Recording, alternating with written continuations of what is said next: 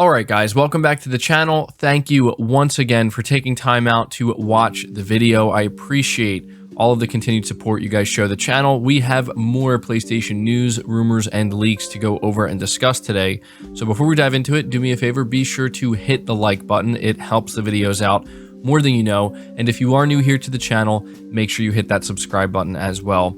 The first topic talks about a potential PlayStation 5 Pro, or if not a PlayStation 5 Pro, the PlayStation 6. We recently talked about a new patent that was recently discovered that was filed by Mark Cerny, and it specifically talked about ray tracing improvements and ray tracing performance on their hardware. Now, when I covered this, I was under the assumption that this was for the PlayStation 5, but it turns out it's actually for future PlayStation hardware, and this was revealed by Digital Foundry's Alex Battaglia over on Reset Era.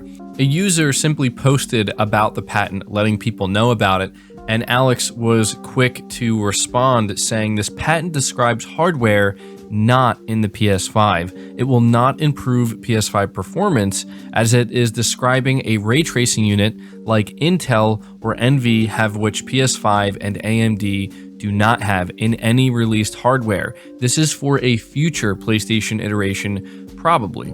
Now, this is interesting to me because a lot of people are feeling that a PlayStation 5 Pro is completely unnecessary, but I have seen just as many people saying that they ultimately do hope Sony does pursue a PlayStation 5 Pro. But when Alex Battaglia says this is probably a future iteration of PlayStation hardware, it could also be for the PlayStation 6. Now, it's worth noting that anytime Sony finalizes a new console and they're getting ready to release it, they immediately begin work on whatever the next generation hardware will likely end up being. They begin work immediately, and if Sony was planning on a PS5 Pro from the start, then there's no doubt that they were probably already working on it to some degree before the PS5 was even out. And so this could be our first hint that Sony is, making progress with the development of a PS5 Pro or the PlayStation 6. I have no doubt that we will get a PlayStation 6. I think a PS5 Pro is a little bit more in the middle, but if I had to guess, I do think Sony will end up releasing a PlayStation 5 Pro.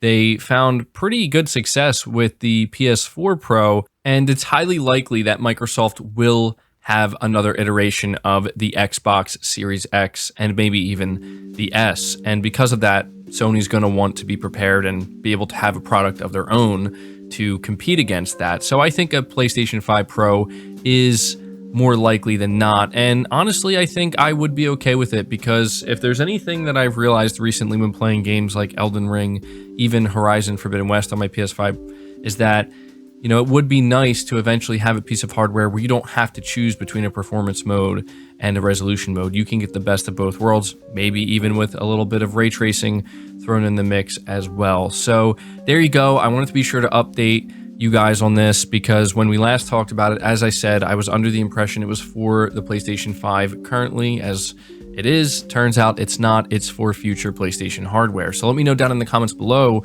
would you want a PlayStation 5 Pro from Sony, or would you prefer that they skip the PS5 Pro and just go right to the PlayStation 6? The next topic in line is something very interesting that I think we are going to want to pay attention to.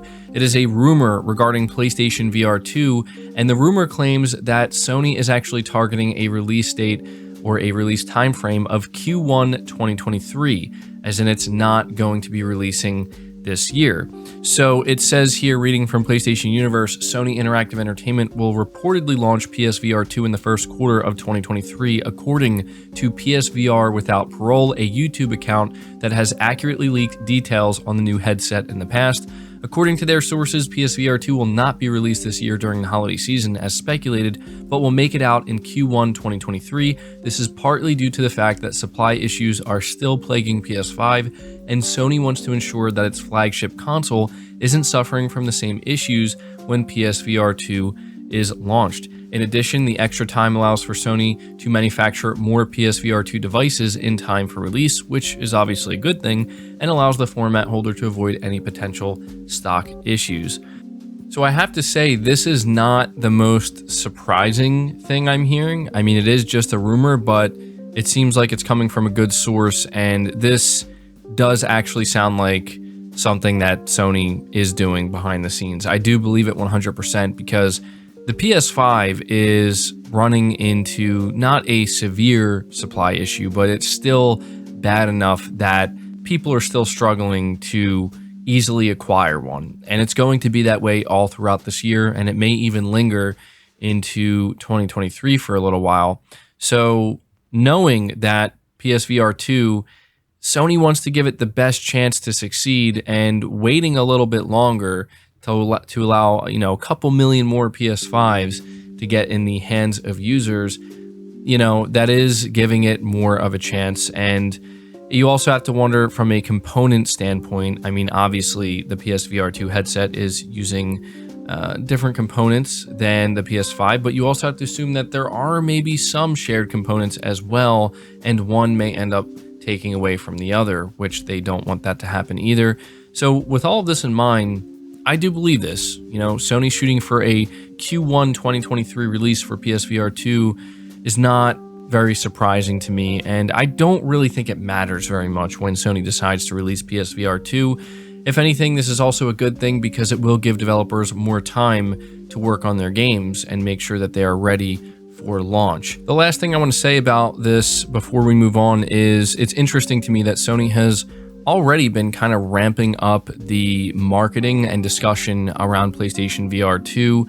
They talked about it at CES this year. They just revealed the headset in full. They revealed Horizon Call of the Mountain, and they're just really making it seem like we're going to be hearing more about this headset, and obviously get some new games revealed sooner rather than later, even though the headset may end up releasing later. But then again, this could be something that they just decided on, and if that's the case, you have to imagine that some of their plans when it comes to when exactly they want it to reveal certain things and talk more about them, they may end up getting shuffled around a little bit now. But again, this is just a rumor, and we have to take it with a pinch of salt. So, we'll have to just wait and get confirmation from Sony on this. We're moving on to the next topic, though, which I find pretty interesting. Apparently, we have some sales data for Elden Ring, and 80% of Elden Ring's box sales in the UK were on PlayStation 5 and PlayStation 4. Now, obviously, this is not the bigger picture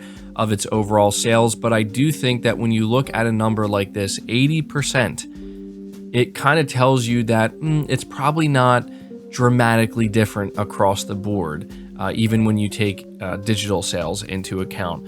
But it says here, reading from Push Square, that an eye-watering 80% of Elden Ring's physical sales in the UK were purchased on the PlayStation 5 and PS4. Of the overall mix, 63% of players bought it for PS5, 17% of players bought it for PS4, 17% of players bought it for Xbox, and 3% bought it for PC. That 3%, I know it sounds really low, but PC is an all-digital platform, so the fact that people are even buying box copies of PC games is still, impressive in my opinion. But continues by saying it's worth reiterating that this sales data only takes into account physical copies, and a whopping 49% of Horizon Forbidden West sales were made digitally last week. As such, this is a small snapshot of the overall sales picture. The good news for Elden Ring is that it's outperforming all previous Souls games at retail, including Dark Souls 3, which it outsold by 26% physically. When you consider that the digital sales mix has increased dramatically since the 2016 sequel, it's safe to say that this game is selling very well indeed. And I have no doubt about that. I would assume that Elden Ring is going to break records for From Software and just kind of, really raise the bar. I mean, it raised the bar in many ways already, but sales-wise, I expect it to do the exact same thing.